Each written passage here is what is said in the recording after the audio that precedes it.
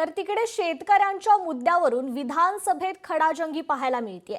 धान उत्पादक शेतकऱ्यांच्या बोनसवरून ही खडाजंगी झाली। राज्यमंत्री आशिष जयस्वाल आणि नाना पटोलेंमध्ये तूतूमेमे झाली आहे। उपमुख्यमंत्री एकनाथ शिंदे यांची मध्यस्थी या ठिकाणी पाहायला मिळाली। मंत्री उत्तर देताना व्यत्यय आणणं चुकीचं असल्याचं एकनाथ शिंदे यांनी म्हटलंय, तर अध्यक्षांनी नाना पटोलेंना समज द्यावी असं वक्तव्य देखील उपमुख्यमंत्री एकनाथ शिंदेंनी केलंय।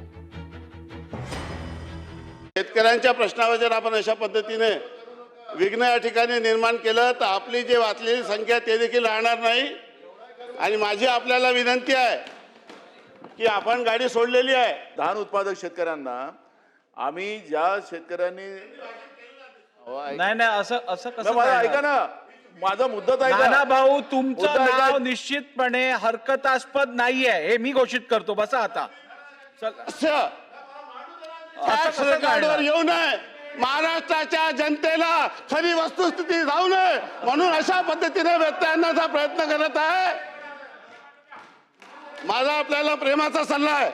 आणि शेतकऱ्यांच्या विषयावर मंत्री उत्तर देत आहेत नाही, पण त्यामुळे तुम्ही त्यांचं उत्तर ऐकलं पाहिजे।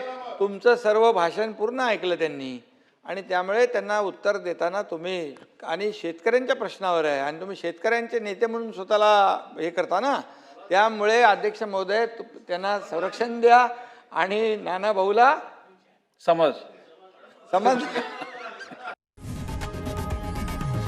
लोकशाही मराठी ऐका, पहा, जागरूक रहा।